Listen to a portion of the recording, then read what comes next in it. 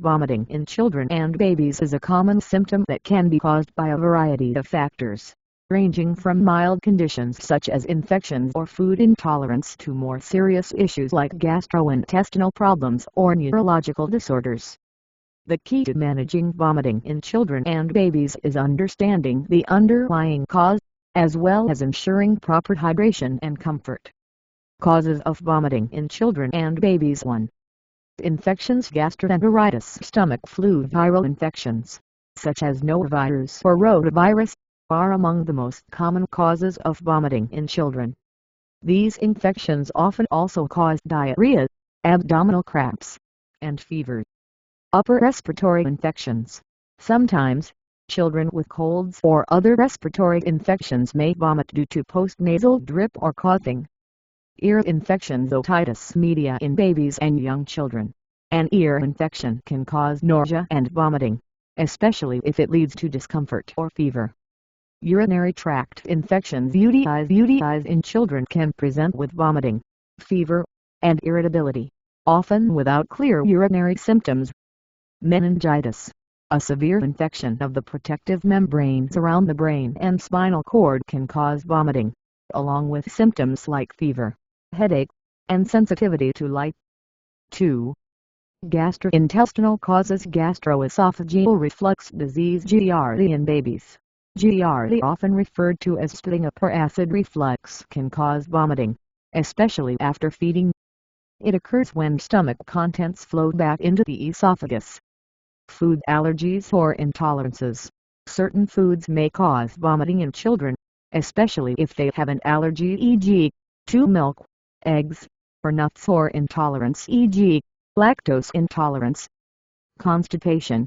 Severe constipation can lead to vomiting, as the stomach may become backed up and unable to process food properly. Gastrointestinal obstruction. Conditions like intussusception, where part of the intestine folds into another part, caloric stenosis, narrowing of the opening from the stomach to the small intestine, or volvulus twisting of the intestine, can cause vomiting in babies and children. Food poisoning. Bacterial or viral contamination of food can cause vomiting and diarrhea. 3. Motion sickness. Children can experience nausea and vomiting due to motion sickness while traveling by car, bus, boat, or plane. 4. Medications or toxins. Some medications, especially antibiotics, pain relievers, or chemotherapy, can cause nausea and vomiting. Ingesting toxic substances like household cleaning products or certain plants can also lead to vomiting. 5. Neurological causes. Migraines. Although migraines are less common in young children, they can cause severe headaches, nausea, and vomiting. Concussions or head injuries. Vomiting may occur after a blow to the head, often as part of a concussion. Brain tumors. Although rare, a brain tumor can cause vomiting, particularly if it increases pressure inside the skull. Increased intracranial pressure. Conditions that increase pressure on the brain, such as hydrocephalus or meningitis, can cause vomiting. 6. Psychological causes. Anxiety. Emotional stress or anxiety, especially in older children, can result in nausea and vomiting. Eating disorders. In adolescents, eating disorders such as bulimia nervosa may involve self-induced vomiting. 7. Other causes. Overeating. Children may vomit after eating too much or too quickly, as their stomachs may not be able to handle the amount of food. Teething. In infants, teething can occasionally cause discomfort and lead to vomiting, though this is less common. Heat exhaustion or dehydration. Vomiting can be a sign of dehydration, especially in hot weather or after prolonged illness. Symptoms accompanying vomiting in children and babies. When vomiting is a concern, it's important to note other symptoms that may point to the severity of the condition. Fever. A fever, especially when accompanied by vomiting, could indicate an infection, such as gastroenteritis or a urinary tract infection. Diarrhea.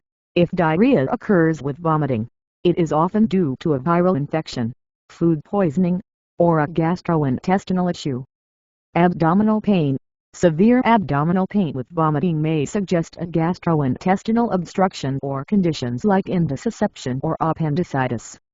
Lethargy or irritability, unusual tiredness, irritability, or difficulty waking up could be a sign of a more serious problem, such as dehydration, a head injury, or infection. Dehydration. Signs of dehydration include dry mouth, no tears when crying, sunken eyes, decreased urination, or dark urine. Headache or stiff neck. These symptoms, along with vomiting, may point to a more serious neurological condition such as meningitis. Diagnosis of vomiting in children and babies. The diagnosis typically starts with a thorough medical history and a physical exam, focusing on the onset, duration, and frequency of vomiting. The presence of other symptoms, such as fever, abdominal pain, or diarrhea. Any recent illnesses or exposure to potentially infectious agents, e.g., food poisoning. A history of head trauma or potential ingestion of toxins. Additional tests may include blood tests to assess hydration levels, check for infection, or identify other metabolic issues. Urine tests to evaluate kidney function and check for dehydration or possible urinary tract infection. Imaging. An abdominal ultrasound or X-rays may be necessary if a gastrointestinal obstruction, intussusception, or other abdominal issues are suspected. CT scan or MRI, if neurological causes are suspected. Imaging may be performed to check for conditions like brain tumors, increased intracranial pressure, or a concussion. Treatment of vomiting in children and babies. Treatment depends on the underlying cause of vomiting and the child's age, as well as the severity of symptoms. 1.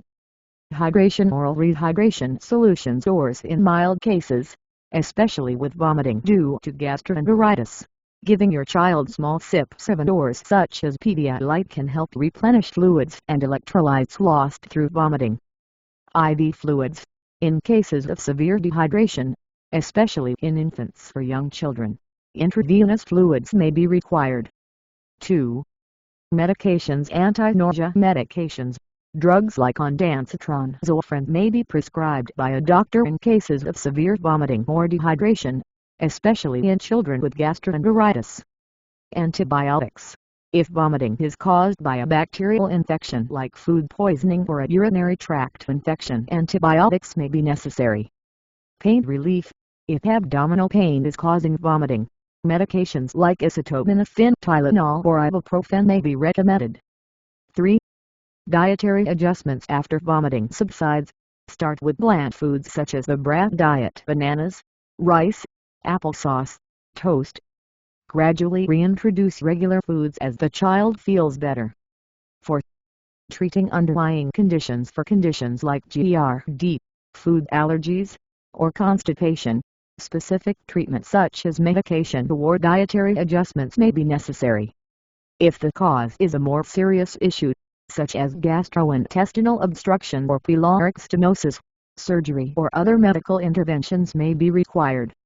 5. Rest and comfort. Ensure the child gets adequate rest and comfort.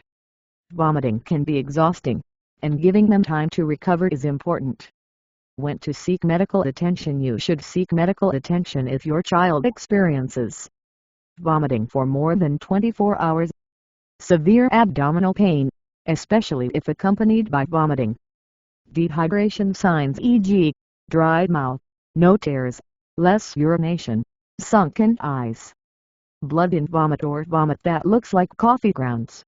High fever above 102 degrees F or 39 degrees C with vomiting. Vomiting occurs after the head injury. The child is excessively sleepy, lethargic, or has trouble staying awake. Newborns or infants have vomiting after every feed or are showing signs of poor feeding. Prevention. Good hygiene. Wash hands frequently, especially after using the bathroom, changing diapers, or before eating. Vaccination. Ensure your child is up to date with vaccinations, including those for rotavirus. Avoid overfeeding. In infants, overfeeding can lead to vomiting. Try feeding smaller amounts more frequently. Monitor for food allergies. Be aware of potential food allergens, and consult with a doctor for guidance on managing allergies. Safe medications. Never give over-the-counter anti-nausea or anti-vomiting medications without consulting a pediatrician, as some medications may not be suitable for children. Conclusion: vomiting in children and babies is often a temporary and manageable condition, but it's important to monitor the symptoms closely, particularly if they are accompanied by signs of dehydration, pain, or other concerning symptoms. If you're ever unsure about the cause or severity of vomiting, it's best to seek medical advice.